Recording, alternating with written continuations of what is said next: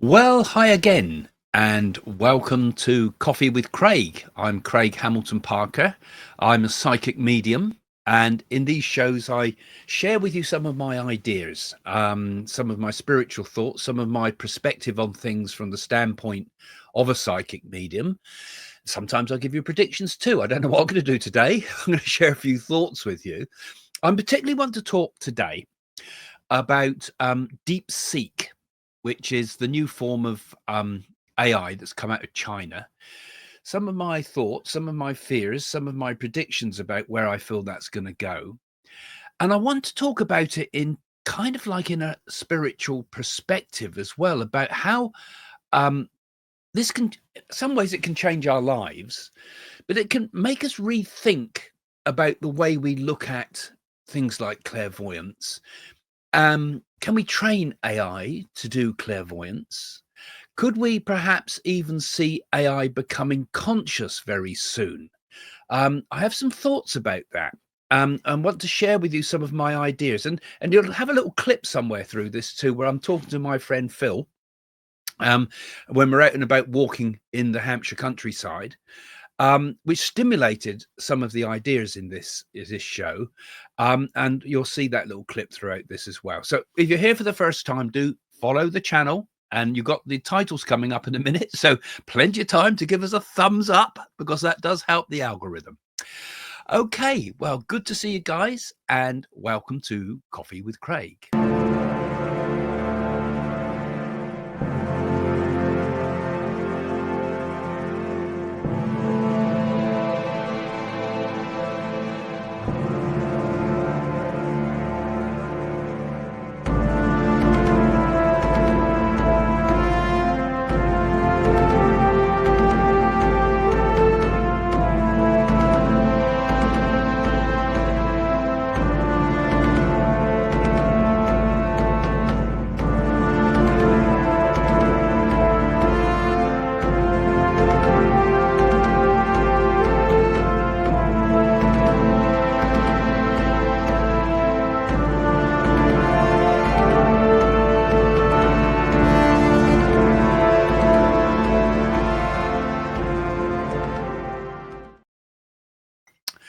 Well, I've got some coffee today. Yes, AI. It's been quite scary in many ways. The speed at the way this has all developed, and I don't know how many of you have played around with this, but I'm quite interested in it. And I've been given quite a few readings actually to people who are developers for AI. So I've been able to talk with them after the reading about things that have been going on in the industry, and some of the interesting things that have been going on in the background. And one of the things they've been trying to do is speed it all up, make it faster, make it use less resources, and that seems to be one of the main things that this new software has done. And it's very interesting. I think the DeepSeek is created major problems in the industry. $600 million was the stock market went down. The software, the hardware companies, and so forth, because it's had such a revolutionary impact economically. It's had a huge impact, and I worry a lot about many of the moral things that are going on apart from the economic impact. Because I mean, first of all, on the economic impact, here we are. Let's just look at that first. How can we put barriers against a thing like this? How can we put tariffs on something like this, particularly when it's open source, because it's going to spread like wildfire, this type of software, this one and other ones. So on the one hand, it's quite good in that it challenges the big blue chip companies that own all the IT industry, the Facebooks of this world. They have such, and Google's, they become almost countries in themselves. So this could be a challenge, because it could mean, again, like what happened with the internet at the beginning, the little guy could set up a website and be a challenge to big companies. And it wasn't until all the big companies poured into the internet that things changed radically. I don't know how many of you saw the internet in the early days. It was an amazing thing when I got on there very early in the 90s, and it was amazing the different world it was, and how everybody could be high on Google before you had to pay to get there, sort of thing. So we're seeing these technological advancements all the time. And we're seeing a similar to what happened at the moment to what happened in the dot-com boom, aren't we? Where everybody suddenly wanted to be on the web. Everybody wanted to know what it was all about, even though they didn't know what it was. Let's throw money at it, making the same mistakes now. So hence we see the volatility in what's been happening here. It corresponds a lot with some of the things I've been saying actually in my predictions. Do you remember I said about a stock market drop, rise, and then a sudden drop at around about this time, if you look back at my predictions? And also talking about the third term, I said that Trump would try for a third term. Look what's happening with some of the moves that are happening with that. There's lots going on at the moment that I think is quite interesting there in the background. Anyway, there's so much going on this tech side though, and I want to address some of the thoughts about that, because it does show how much China has been growing in the background, its capabilities, its potential for kind of altering the balance of things, particularly technological power. It also raises questions about the effectiveness of the US export controls. Can we ever really stop China's rise to power? We could already be in a war with China. We don't know it. Is there a war already going on? We are in a IT war with China. We are in an economic war with China. And when I say we have USA versus China. We have USA versus Europe, but we also are kind of fighting between each other to get dominance. Whoever gets dominance of AI will have the dominance of everything. You could control pretty much everything. And what worries me is these systems have built into them safeguards. For example, I've mentioned it before. If you use the AI in something like Photoshop, for example, Photoshop, brilliant what it can do now. And they're going to do the same with the video softwares. These amazing things that can happen with Adobe Premiere, for example, when I make these videos. But there is built into it a woke type of agenda, which worries me. And in the DeepSeek, there's a political agenda put into it. As you know, if you've heard journalists out there talking about this, that if you ask about Tiananmen Square, it seems to know nothing about that. If you ask anything about politics in China, it knows nothing about that. If you ask about politics in the UK, I'll give you pages and pages of reasons for this and that happening, but nothing about China. So we got built-in censorship on both sides. I don't know whether I'm more worried about woke or I'm more worried about communism. Either are worrying that we have this. And when they launched DeepSeek, there was it went offline, the servers crashed, partly because so many people were downloading the app so quickly, but also there was a virus attack on DeepSeek straight away. The criminals were there straight away, jumping in to see if we can jump in and find holes in this immediately. And could the future show us in this one act there that the dangers of what could happen if we had intelligent viruses? My first thought was, what if something like DeepSeek or a version of it could be designed as an intelligent virus? I'm not saying necessarily DeepSeek itself, but because of the questions we have to ask about why it won't answer political questions for us, why it's got built-in censorship. What if there was a form of AI that could infiltrate everything we know and get its claws into all our knowledge? most people are getting their information nowadays online. How many of you go and read an encyclopedia? How many of you read books now? Yes, people still read books, but that whole world has been completely compromised too. I've got a friend who laughs about it, who calls herself a publisher, not a writer, but she publishes 4 books a day using ChatGPT. So, and there's hundreds and hundreds out there doing it, and Amazon and places just swamped with junk books. So the whole thing worries me because there's so many ethical concerns. Art is being compromised in that case. Creativity is being compromised with these new systems, but also information is being compromised. And it makes me wonder how far this could go. First and foremost, it gets its claws in and becomes a virus that can think for itself and can develop itself and can change. You'd never get it out of a system. Be like a real thinking virus. It could be a terrible security concerns with enormous ethical problems.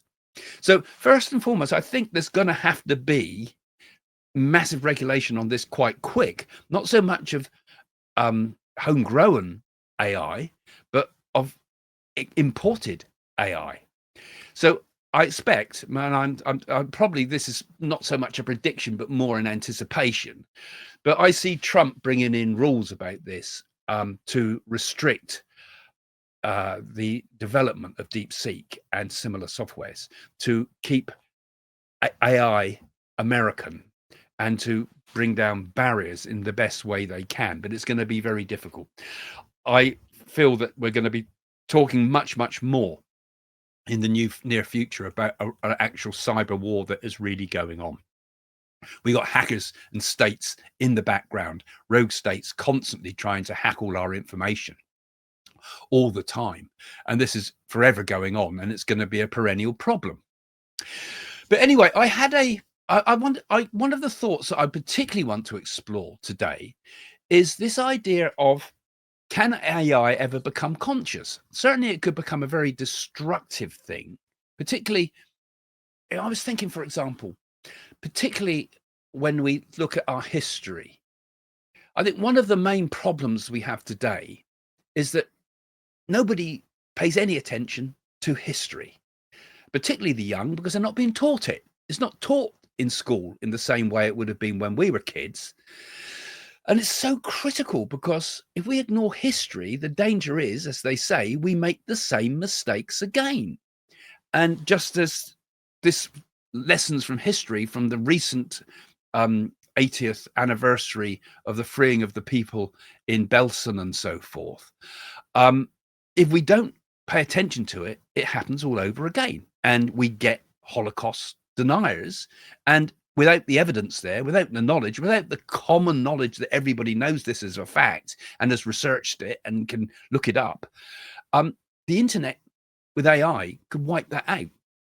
Because without books, for example, you imagine what we would get. Look, and I look back to, for example, Photoshop again, and I try to ask Photoshop, draw me a Roman army, right? It'll all be a Roman army with ethnic mix of faces, as if that was the way it was in those days. We're making it, we're trying to put our modern values on history. The fact was they were all white faces or Italian faces in Roman times. So we can't stamp our modern day inclusiveness ideas onto history. But AI could start doing that. And I see tremendous danger in that, which is already being seen in its seed form now. And that's one of the biggest worries I feel from it. So AI could become a virus. AI could become a big brother that rewrites history for us. And if we don't know facts, because we don't retain facts so much nowadays either, because it's easy, we just go look it up. We can look it up on the internet. Or now we can just ask AI, ask us a few questions about it. Tell me a brief summary of this or that. It's a brilliant research tool, but also we take it all for face value. We take it all on face value, and it makes mistakes. It has what's called hallucinations. And the danger with some of them is also that this new type of software, it kind of regulates itself. it sorts its own problems out. It writes itself in many ways. It learns, it grows, it evolves. But what if it's growing and evolving on preconceptions such as nothing's ever gone wrong in China, or that this particular agenda of thinking, woke or whatever, you know, what it could be a new one, it could be whatever political thoughts we put into it. What's going to happen to that? Now, I want to think particularly now about, could AI become conscious? So I'm just going to share with you now a little clip with my friend Phil. We have quite a lot of banter together when we go out and have a chat and go for a walk. Some of us a bit rough around the edges, but you've got a little bit of a sanitized clip here. But you can always have a look at the full clip either on Phil's website or channel, which is in the description below, or on the members area of this site too, where we've got information there about this as well. You can see the full unedited clip. But here's just a little clip which I took for some interesting food for thought about just how it could go with the idea of artificial intelligence becoming conscious. They're nearly going to beat us up, and then we had that arrogant man. We've got someone to cut the fence, didn't they? We went through it. Yeah. Yeah. Ah, you had some farmers. And then you said to him, Phil said, oh, was it you or me? Or one of us said, I think a group hug might come in handy. We should let's have a group hug. And the guy was sort of like, you know, get off my land. Group hug. It was so incongruous. You're not going to get down here. That way's down. This is just a cow track that goes around the top of the hill. This is not a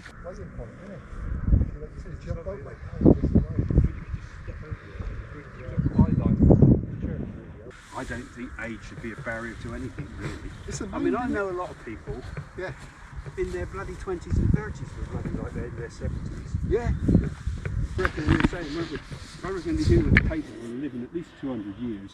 Well, with modern medicine included, and with the right mental attitude, the right yogic attitude, but if you could live 200-300 years, I reckon. But if you get past those barriers that can get you to say 200-300 years old, right? Barriers, like psychology, body, joints, organs, then if you can get that long, you can get even further. I don't see why not. Yeah. Well, artificial intelligence will live forever, won't it? Yeah. It's like digital things will live forever. Yeah. So there's eternal life in that. Yeah. But I don't see why we couldn't extend human life far, far more than we can. What I find strange is that people are frightened that AI will have consciousness, but it's like, what is consciousness like? Nobody knows. They say, oh yeah, it's conscious because it can think. But then human beings on a higher spiritual levels, they say consciousness is higher than thought.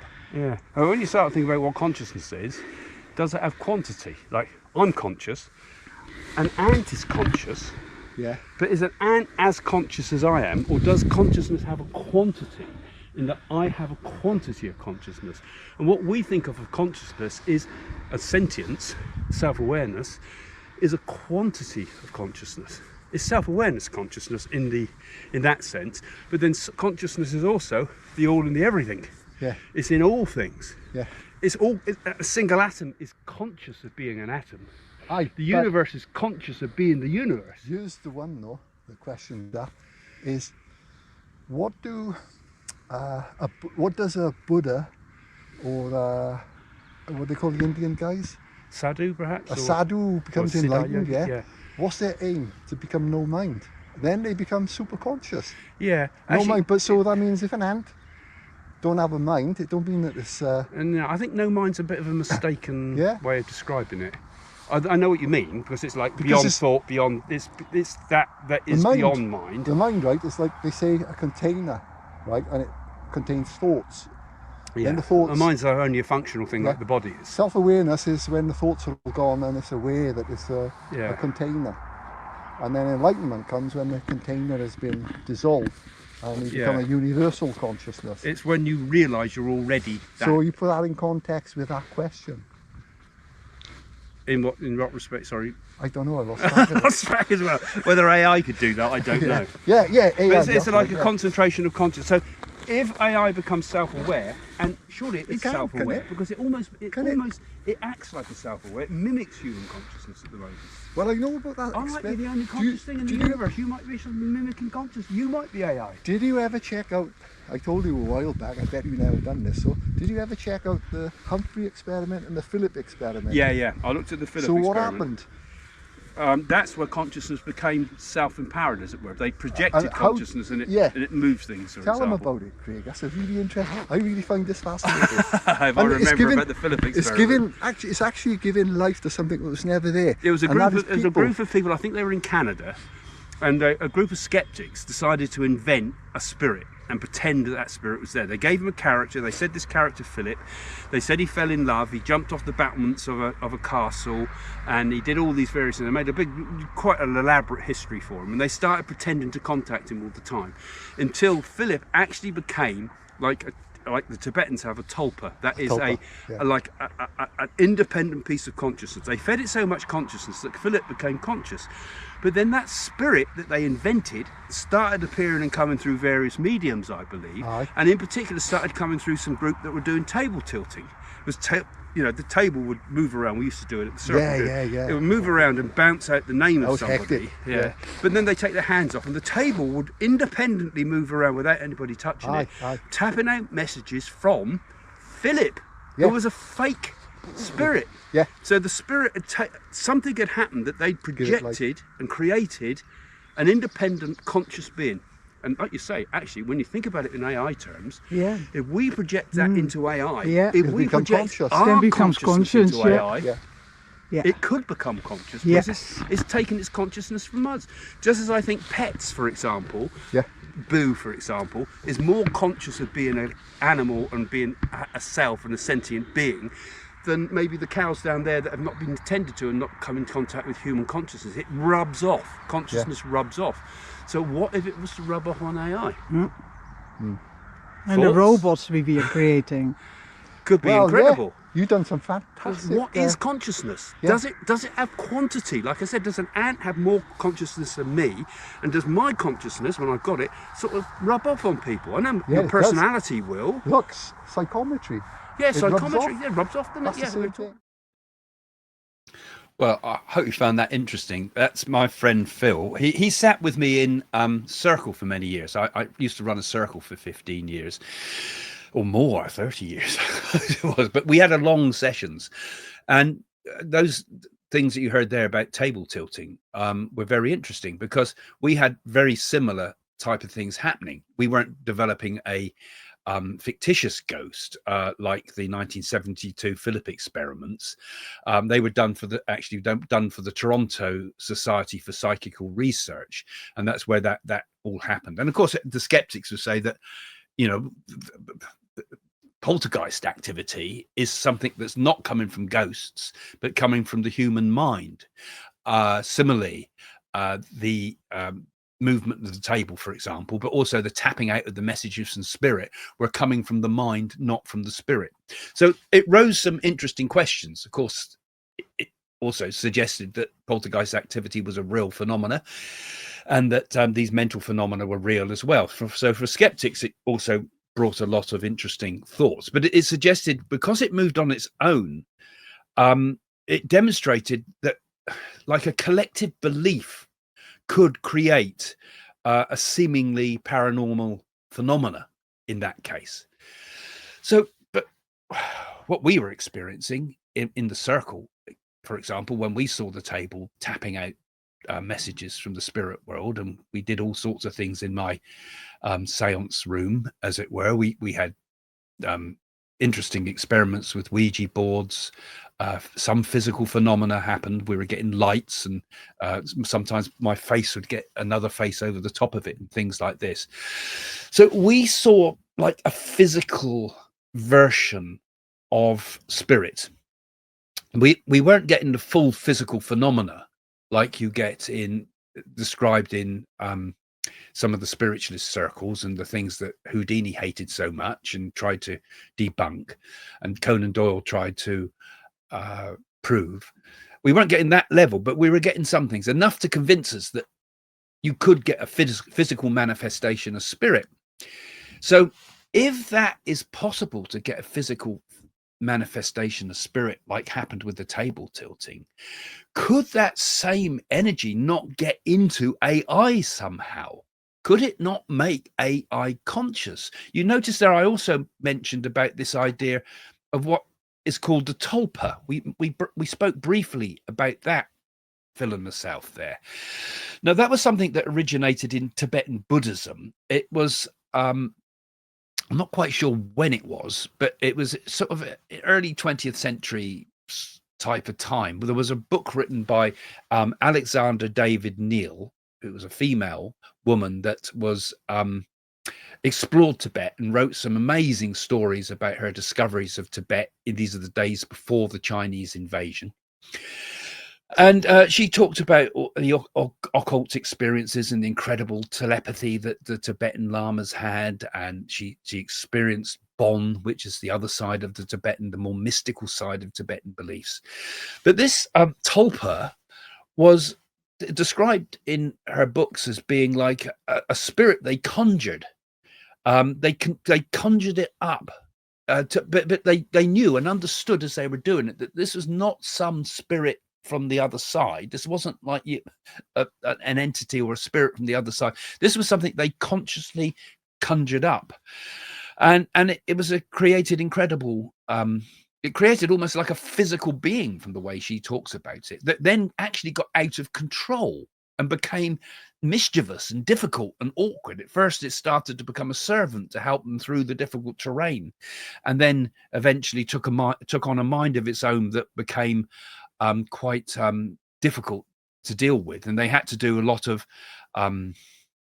mantras and things, I believe, to try to gradually dissolve it. The influence of this this whatever we call it, a tulpa, this generated energy was finally dissolved.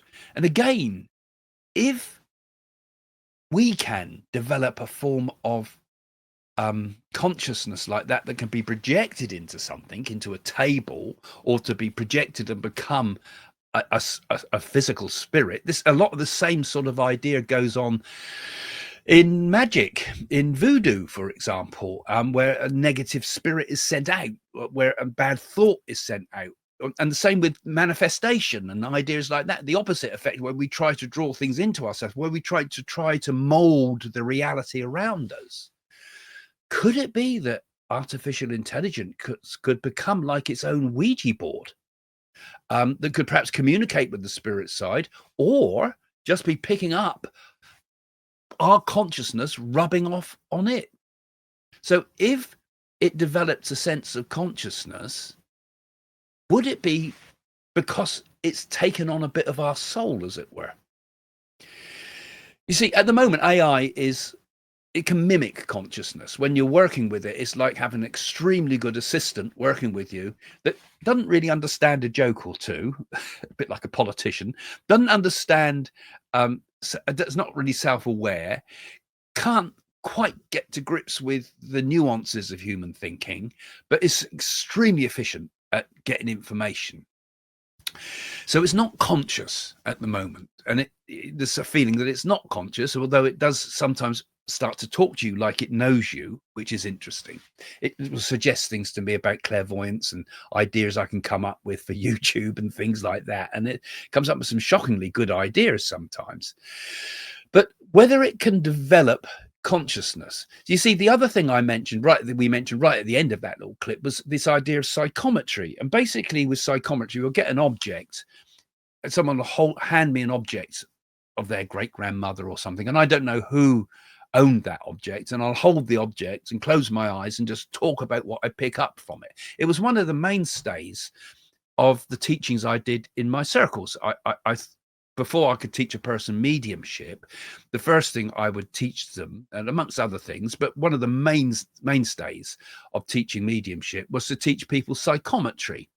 I've written about that in my book, Psychic School, if you want to explore that a bit further, how we did it and how you can do it. There'll be a link somewhere. Go and look at the websites in the description as well.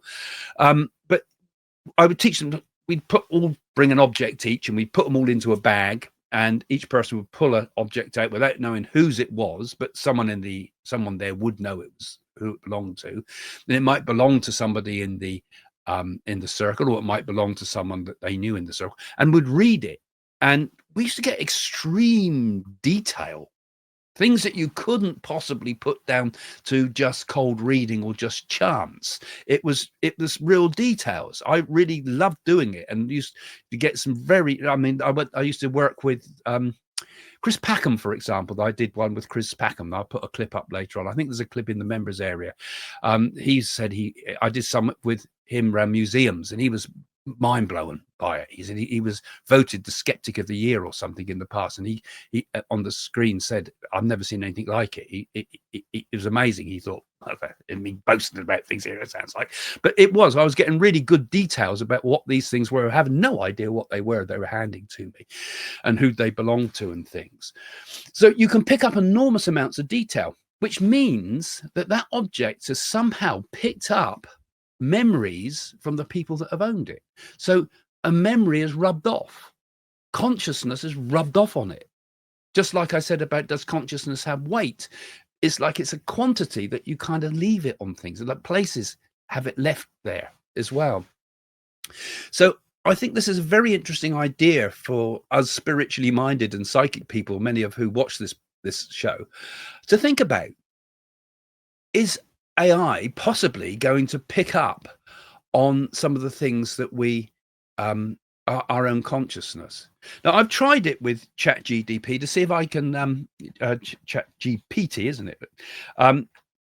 PT, I was DP, I call it ChatGPT, right? I've tried a number of experiments working with, for example, tarot cards and other oracles, and asked it to interpret this string of tarot cards in terms of the question I've asked, and it can give some very good answers. It's basically cold reading. It's really interpretation of cards, or not cold reading, that's slightly different.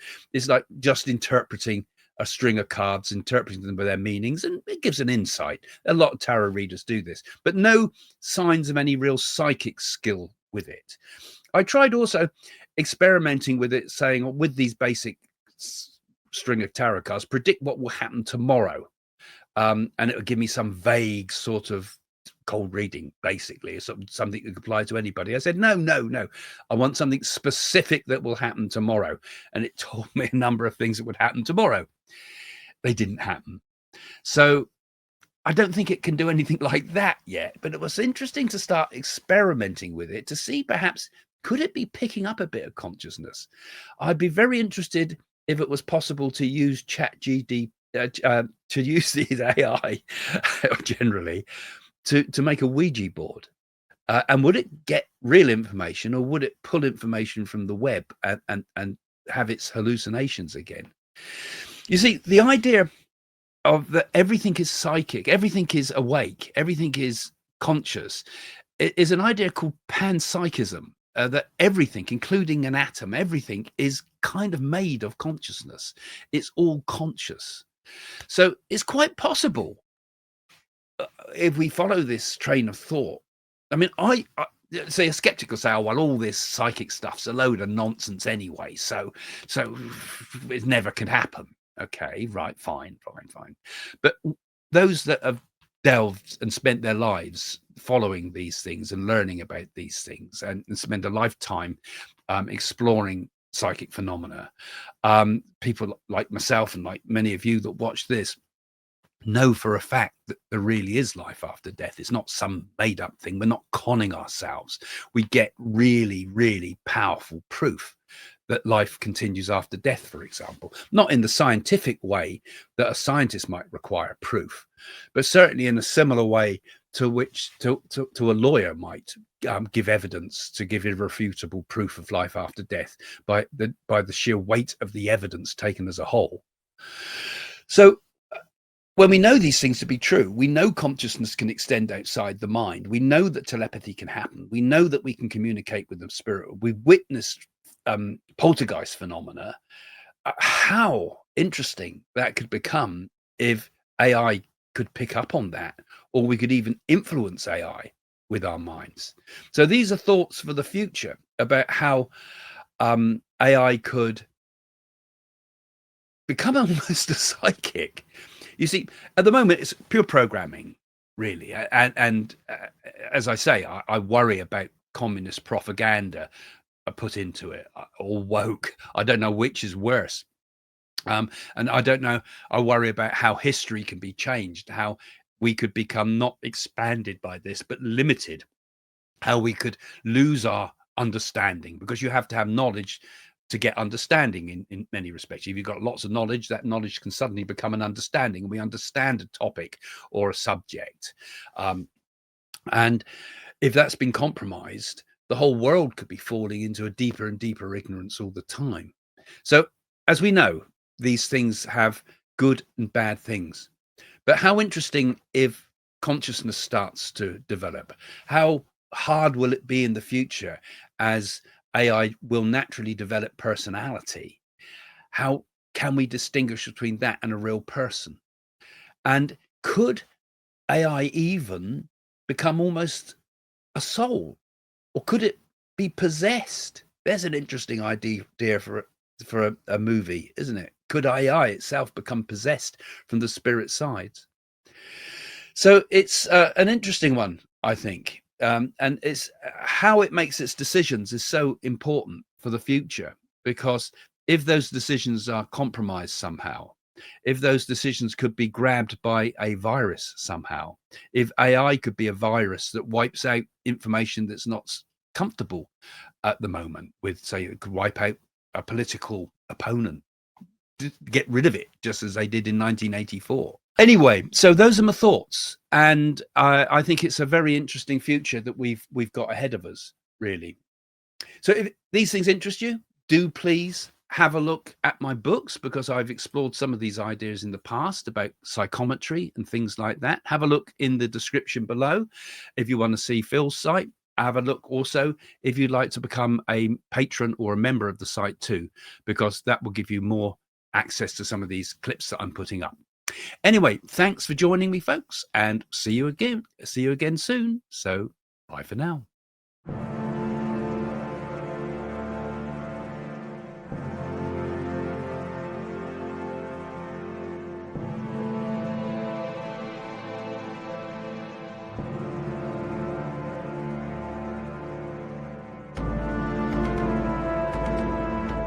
If you look back at my earlier predictions, and in particular the predictions I made on the newspaper, the Sun's website, I did actually say on there, the actual words were, there will be a flu epidemic linked to bioterrorism.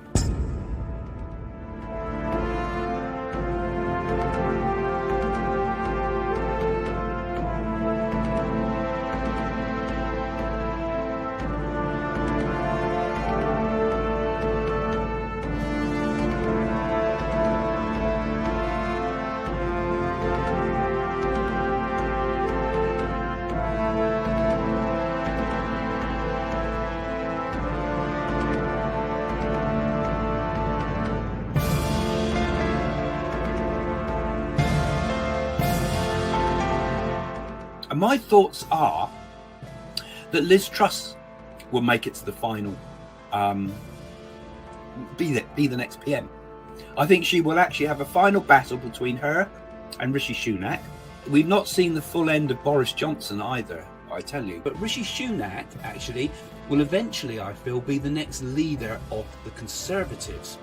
So I think there's going to be a few conflicts that Britain's going to be drawn into, including I think Russia is going to take some moves against Ukraine.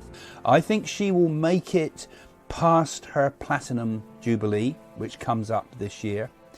But I think after that, we'll see a sudden and quick deterioration in the Queen's health. And I think we might lose the Queen towards the end of 2022. There's going to be a huge backlash from over the Netflix programs and screening, because I feel it comes out at a bad time. Charles will come to become King Charles, but his reign, I feel, will be short. I said that Prince Charles would be hit by an egg. And of course, there it is, all in the press today. Marvellous person she is. She does something extraordinary. That could even put her life a little bit at risk with the way she did this. Okay. is there something also there that's not been spoken about fully? Did they also discover something with Kate that wasn't quite right? A huge swarm of people knocking the doors of Europe and America. And I feel that Ukraine conflict is going to be a kind of a grinding conflict that goes on and on. I also feel that there's something going to happen in the Middle East as well. I feel as if there's going to be a sudden and unexpected thing happen in the Middle East. So I feel they're going to take it into their own hands, and I feel we're going to get a strike from Israel. This is going to be one of the significant things in 2023. I've said it before and I say it again. I feel Israel, with the help from the USA, will strike the Iranian nuclear facilities. I said that there would be an earthquake that would shake New York. At this time, I've been sensing that for a while that there's going to be a big earthquake of some sort. And this could well come up during April period. I'm seeing a bridge collapsing, actually the whole infrastructure of it going. I predict something very dark happens to President Joe Biden. He's been pulled from power, sacked, as it were, and quite close to the election time. But I kind of sense it's more to do with illness, perhaps, senility, and people stopping him because of that.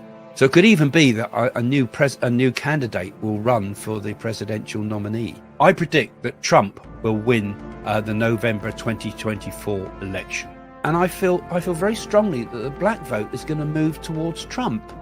See him as a sort of a bit of a cool guy. I can't see Trump being put in jail despite what they're throwing at him. I can't see a jail sentence with him. But I get the feeling one of the candidates has an attempt on the candidate's life. Could there have been a plan to assassinate either him or Trump, perhaps? There's going to be an assassination attempt on Trump, I think. And that will fail. But he might maybe get wounded or something like that.